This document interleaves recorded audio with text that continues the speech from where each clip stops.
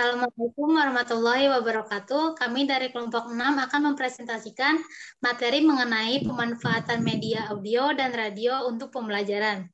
Saya Indah Nuraini sebagai pemateri pertama akan menjelaskan mengenai pemanfaatan media pembelajaran.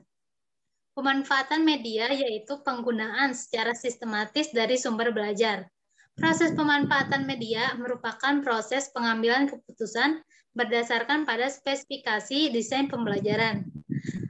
Pemakaian media pembelajaran dalam proses belajar mengajar dapat membangkitkan minat dan keinginan yang baru, membangkitkan motivasi dan rangsangan kegiatan belajar, dan bahkan membawa pengaruh-pengaruh psikologis terhadap pembelajaran.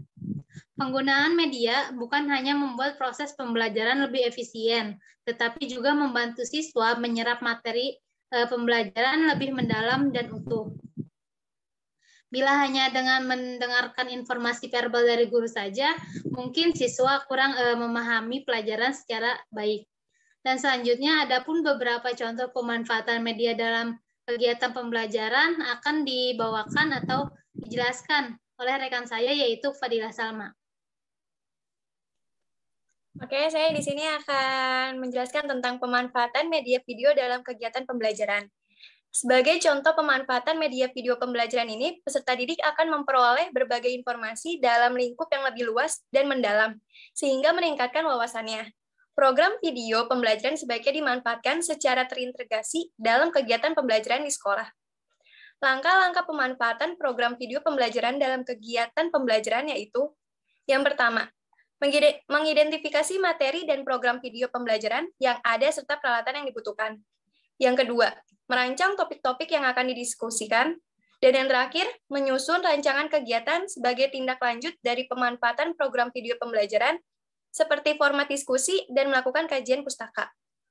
Secara umum, langkah-langkah pemanfaatan program video pembelajaran dalam kegiatan pembelajaran adalah: yang pertama, persiapan. Persiapan terdiri dari penyusunan rancangan pemanfaatan video pembelajaran yang terintegrasi dengan rencana program pembelajaran atau RPP. Yang kedua yaitu kegiatan sebelum memanfaatkan program video pembelajaran, misalnya menyiapkan peserta didik di salah satu ruangan. 15 menit sebelum pemutaran program video pembelajaran, peserta didik diminta mempersiapkan buku, alat tulis, dan peralatan lain yang diperlukan. Yang kedua yaitu pelaksanaan. Selama menyaksikan program video pembelajaran, guru hendaknya mengawasi kegiatan peserta didik selama mengikuti program sehingga berjalan dengan tertib. Yang terakhir itu tindak lanjut.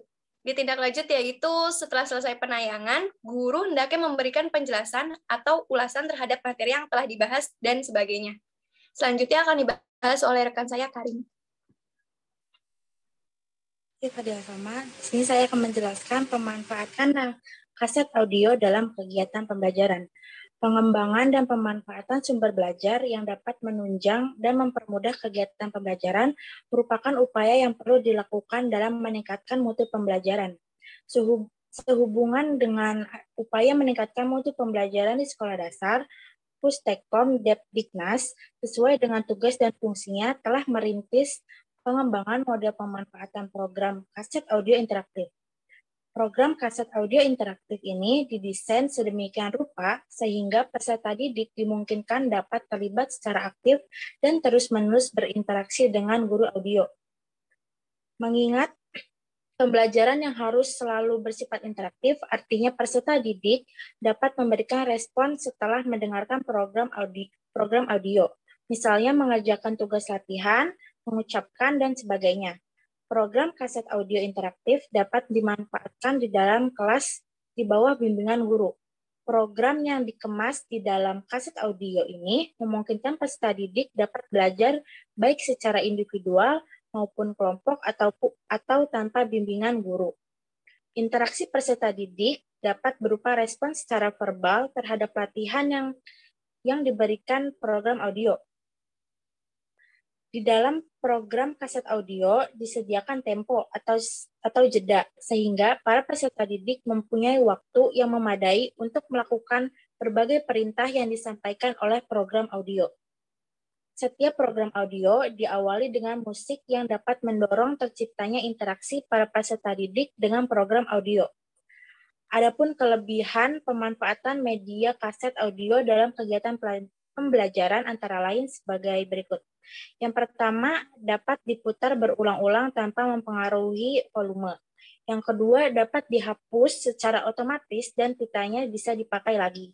Yang ketiga, dapat digunakan sesuai jadwal pelajaran yang ada. Yang keempat, dapat menyajikan kegiatan-kegiatan di luar sekolah seperti hasil wawancara dan rekaman kegiatan. Yang kelima, dapat memberikan efisiensi dalam pembelajaran bahasa. Yang keenam, penyajian sepenuhnya dikontrol oleh penyaji.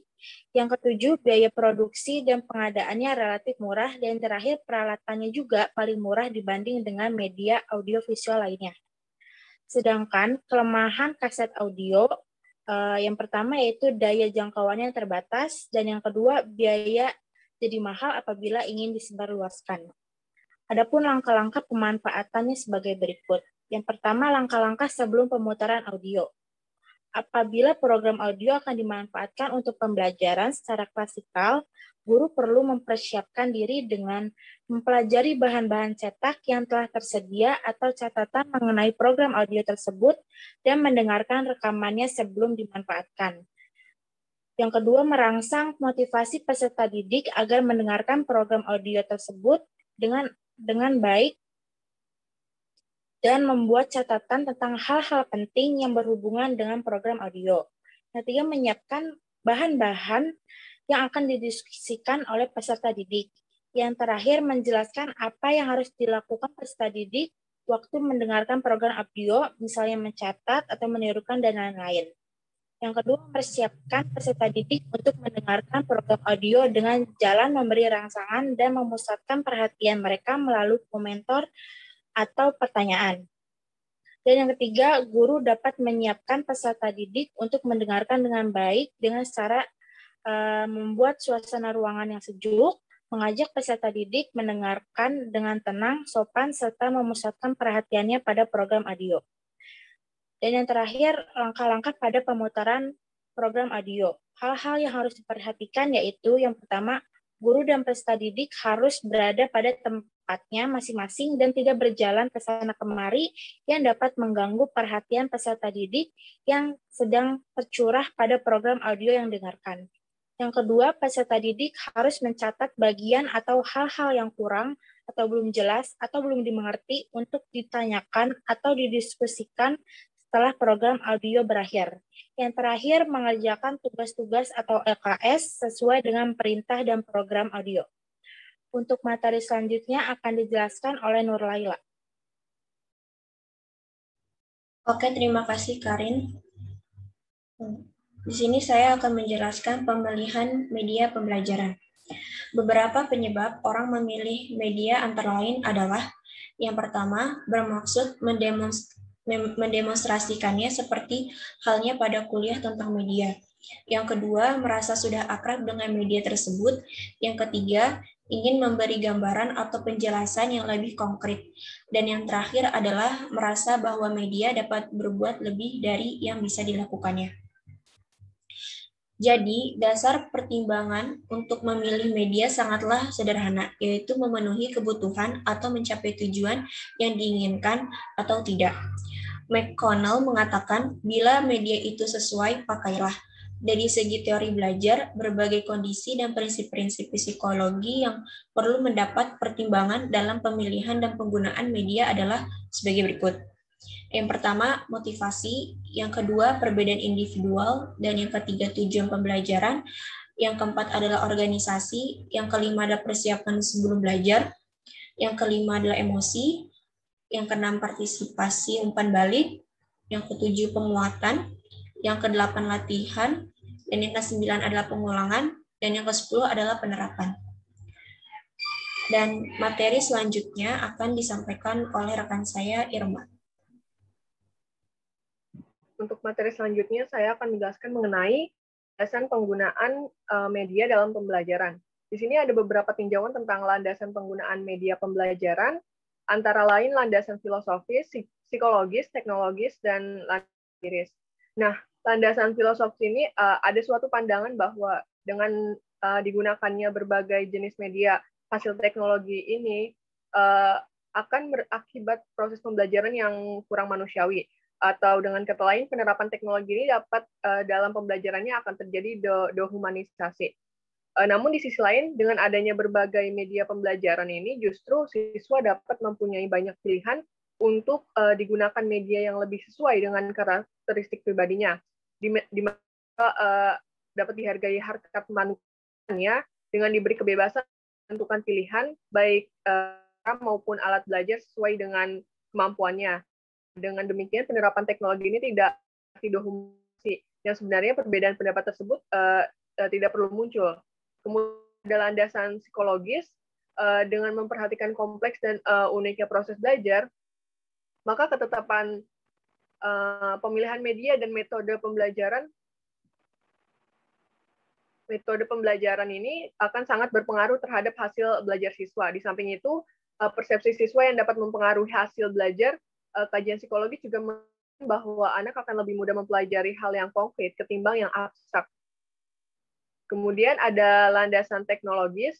Nah, teknologis pembelajaran ini adalah teori dan praktek perancangan, pengembangan, penerapan, pengelolaan, dan penilaian proses dan sumber belajar. Jadi teknologi pembelajaran ini merupakan sebuah proses kompleks dan terpadu yang melibatkan orang, prosedur, ide, peralatan, dan organisasi untuk menganalisis sebuah masalah, mencari cara pemecahannya, melaksanakan, mengevaluasi, dan mengelola pemecahan masalah-masalah dalam situasi di mana kegiatan belajar itu mempunyai tujuan dan terkontrol.